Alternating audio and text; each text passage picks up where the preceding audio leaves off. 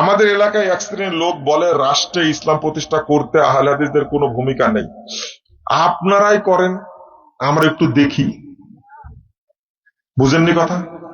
যারা এই কথা বলে আমরা তাদেরকে অনুরোধ করছি, আপনারা একটু প্রতিষ্ঠা করেন, করে আমাদেরকে দেখান। আমরা ইসলামী মূল্যবোধের সরকারও দেখেছি, আবার ফ্যাসিস্ট সরকারও কি দেখেছি, দেখিনি? বুঝেননি মনে হয় কথা, তাই না? ইসলামী মূল্যবোধের সরকারকে দেখলাম কত সুন্দর করে আহলে হাদিসদের একজন বিরাট আলেম, একজন শিক্ষাবিদকে জেলখানায় ঢোকালো, 3 বছর জেলে রাখলো। আব্দুস সামাদ সালাফির মতো একজন মানুষ, বৃদ্ধ মানুষ, চেয়ারে বসে সালাত আদায় করে, গরু চোরের মামলা দিছে। তারপরে আপনার কি কি আপনার বোমা হামলার মামলা দিছে। তাই এক রাত্রিতে 4 জেলায় বোমা হামলা করেছে। কথা বুঝতে পারলেন? অথচ তিনি কি বসে নামাজ পড়ছেন। আপনারা চিনেন তো তাকে, শেখ আব্দুল সামাদ সালাফি চিনেন না? এলাকার মানুষ তা আপনাদের তো চিনি। আর আমি এই যে ভালো সরকার গেল না একটা, এই সরকার জেল খাটলাম, আল্লাহ সুযোগ করে দিলে সাইদি সাহেবের সাথে থাকার, বিশাল একটা ব্যাপার। বুঝেননি কথা? সবাইকে চিনি, তা আমাদের একটু শান্তি দেন আপনারা একটু করেন, দেখি কোন সরকার আসে। ও ডক্টর গালেব আলেম না, তাই না? মামুনুল হক সাহেব আলেম, তাই না? ডক্টর গালেব আলেম না? শেখ আব্দুস সামাদ সালাফি আলেম না? ও তাকে জেল খাটানো যায়, তাই না? বুঝেননি, তাই না? বুঝবেন না আমার কথা, কি বুঝেন আপনারা? আমার কথা বুঝতে হলে 10 বছর সময় লাগবে। কি বলেছে, কি সুন্দর করে আহলে হাদিস মসজিদ গুলোতে যে অত্যাচার হলো, জেএমবি বলে স্বীকৃতি দিয়ে বছরের পর বছর জেল খাটালো, এতিমখানাগুলো বন্ধ করে দেওয়া হলো, শত শত এতিম পথে নেমে চলে গেল। আবার বলছেন আহলে হাদিসরা ইসলাম প্রতিষ্ঠা সহযোগিতা করে না। আপনারা করেন, আমরা থাকি, আমরা সুখে থাকি। ওই যে বললেন না আপনারা যে আহলে হাদিসরা, এখন তার কোনো অভিযোগ নাই, কারণ এখন তো আওয়ামী লীগ নাই, তাই না? আগে বলতেন না যে আহলে হাদিসরা সব আওয়ামী লীগ, বলতেন না? এখন তো ওইটা নাই, এখন নতুন কথা শুরু করেছে। এটা ভালো কথা, আহলে হাদিসরা আওয়ামী লীগ, তাই না? ভালো হয়ে যান, ভালো হয়ে যান। আমাদের মসজিদে ফরজ সালাতের পর সম্মিলিত মোনাজাত করা হয় না। হঠাৎ একজন আলেম মোনাজাত জুমার খুতবায় বলেন ফরজ সালাতের পর রাসূল সাল্লাল্লাহু সম্মিলিত দোয়া করলে তিনি তিরমিজির হাদিস, এত নম্বর হাদিস দেখান। আরে এই মোনাজাত এখনো আছে, আর কতদিন দ্বন্দ্বটা করবেন রে ভাই আপনারা? আফসোস আপনাদের জন্য, আফসোস আপনাদের জন্য, আফসোস, দুঃখ, কষ্ট। এখনো কোরআন হাদিস মানার চিন্তা না করে জিদ, গোড়ামি, এইগুলোর উপরে এখনো অনেকে টিকে আছে, তাই না? আপনি পড়তে থাকেন তো, এটা এই হাদিস নাম্বারটা পড়তে থাকেন তো, কি বোঝানো হয়েছে এটাতে। এখানে একজন আলেম ছিলেন নাসিরউদ্দিন চাঁদপুরি, তাই না? বেঁচে আছেন নাকি মারা গেছেন? মারা গেছেন, তাই না? ওনার সাথে আমি কথা বলেছিলাম, এখানে সাক্ষী আছে, কথা বলেছিলাম ওনার সাথে, সাক্ষী আছে। আমি একটা মুনাজাতের বই লিখছি, জানেন, সারি মান্দারের মুনাজাতের দোয়া।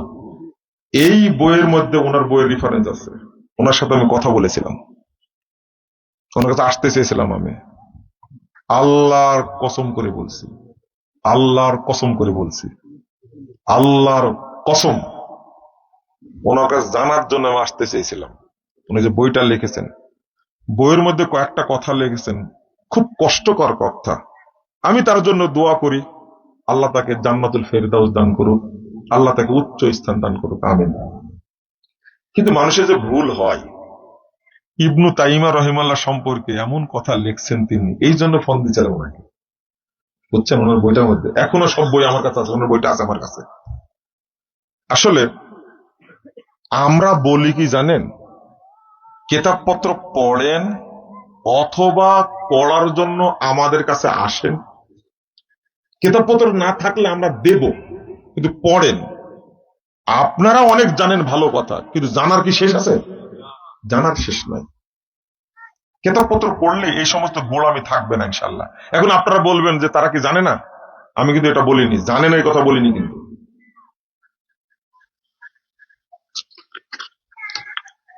ফরজ সালাতের পরে সম্মিলিত আবার প্রশ্ন করি, তাই নাকি? ও, কত কিলোমিটার দূরে গেলে কসর সালাত আদায় করতে হবে? ইমাম বহিষ্কার করেন মুনাজাত না করার কারণে, আবার কসর সালাত কিভাবে পড়তে হবে সেটাও প্রশ্ন করেছেন, তাই না? কোনটা জরুরি? না, আপনারা গোলামি করবেন না। সফরের কোনো নির্দিষ্ট টাইম বলা হয়নি। তাহলে শেষ করে নি,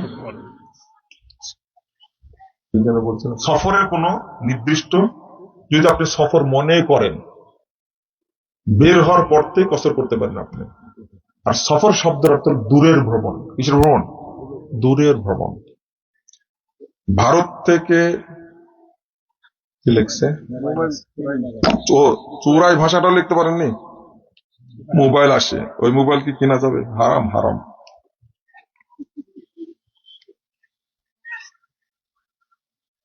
আগে হুজুর লিখছিল মনে হয়, তাই না? এরপরে শাইখ লিখছে। আপনি জহরের সালাতের কোন টাইমের নামাজ পড়েন? আমার সাথে আজকে চলেন, কোন টাইমে পড়ে দেখাই দেবেন আপনাকে। আপনি লিখছেন, তাই না? আচ্ছা, আমি কোন টাইমে পড়ি এটা প্রশ্ন করার কারণটা কি?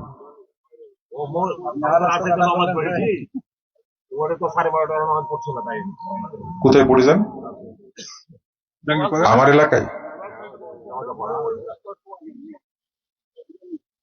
আমি বুঝছি কি জন্য প্রশ্ন করেছেন।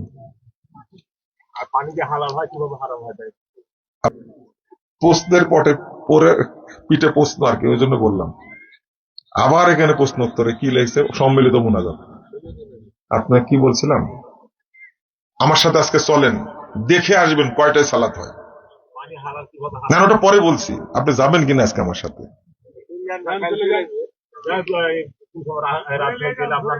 কোন সময় রাজশাহী গেলে?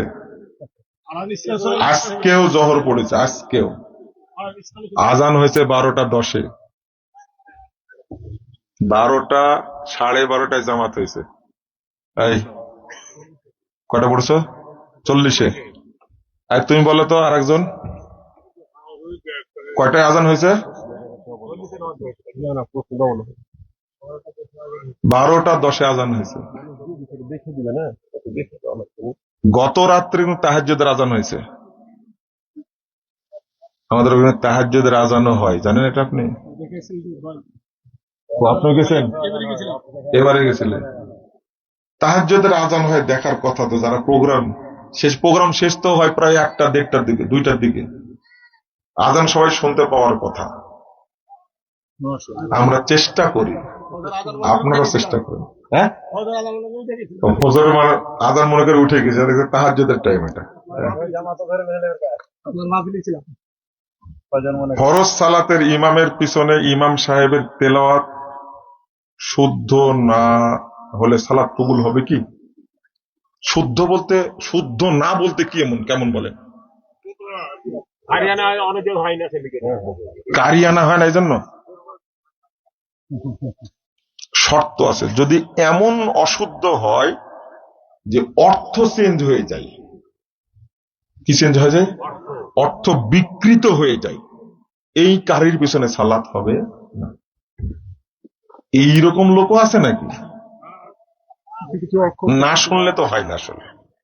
তবে নিয়ম হলো, যিনি ভালো কারি তিনি ইমামতি করবেন। এটাই হলো সুন্নাহ। মনে থাকবে, এটাই সুন্নাহ। ভুলে গেছে আপনি বলতেছেন পানি হারাম হয়, সেটাই বলছি। যদি পানির রং চেঞ্জ হয়ে যায়, যদি পানির গন্ধ, পচা গন্ধ বের হয়, স্বাদ যদি খারাপ হয়, চেখে দেখবেন। বুঝেছেন কথা বলা? বোতলের পানির কথা বলি তো আপনি আমার কথা বলেন। বোতলের পানি খুলে বললেন না কেন? খুলে বললেন না কেন? আয় থামেন, খুলে বললেন না কেন? আপনি বারবার বলছেন পানি কিভাবে হারাম ভাই হারাম হয়। আপনি তো বলতেন খুলে, তাই না? না না, সহজ হলে বলবেন বোতলের পানিটা কিভাবে হারাম হলো। আমি কি জন্য বললাম খেয়াল করেছেন? আপনি পণ্য বয়কটের আলোচনা করলাম না, আজকে এটা আলোচনা করছেন কেন সেটা বলেছিলাম। হারাম কেন বললাম এটাও বলেছি, এটা বলছেন না কেন যে মদের চেয়েও বেশি হারাম, এটা বলিনি?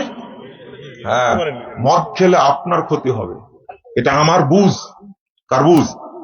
আমার বুঝ এটা। কিন্তু এই পানি থেকে যদি 1% চলে যায় ইসরায়েলে, ক্ষতি হবে কার? ফিলিস্তিনের। শুধু আমার ক্ষতি না, আমার মুসলিম ভাইয়ের ক্ষতি হলো। আপনি পানি খেলেন কেন? ক্লিয়ার? আমি এই জন্য বলেছি এটা তো কিনাই যাবে না, এটা আমার মুসলিম ভাইয়ের উপরে আক্রমণ হবে। টাকা দিচ্ছেন, যেমন খুলে বলি, আর একটা খুলে বলি, আপনি আহলে হাদিস মানুষ, আপনি যাকাতের টাকা দিচ্ছেন কোথায়? মাদ্রাসায়। যে মাদ্রাসায় তৈরি হয়, কি তৈরি হয়? এই বেদাতি মাদ্রাসা, যেখানে মিলাদ পড়ে কিয়াম করে, এই ছাত্র পড়ে আগে আহলে হাদিস মসজিদ ভাঙবে। আবার ঠিক বলছেন, ভাঙবে না তো ওই মাদ্রাসা জাকাত দেওয়া যাবে? আপনি কি বলেন? আমি এইভাবে বলছিলাম, আশা করি বুঝতে পারছি। কি কি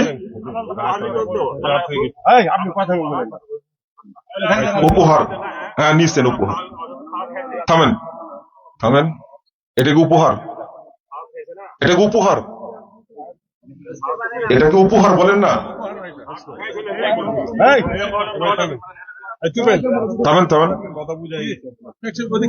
রাসূল সাল্লাল্লাহু আলাইহি ওয়াসাল্লামের যুগে। থামেন না রে ভাই, আপনার কথা বলছেন কেন? উনি মুখ বন্ধ না করলে আমি বন্ধ করব? ওনাকে বুঝান।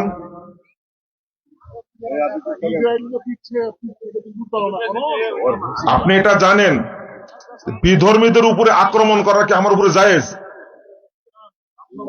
উত্তর দেন, জায়েজ? সহযোগিতা করছেন আমরা। হ্যাঁ, ও বুঝছি, এলেম বলতে কিছু নাই, এ পর্যন্ত শেষ।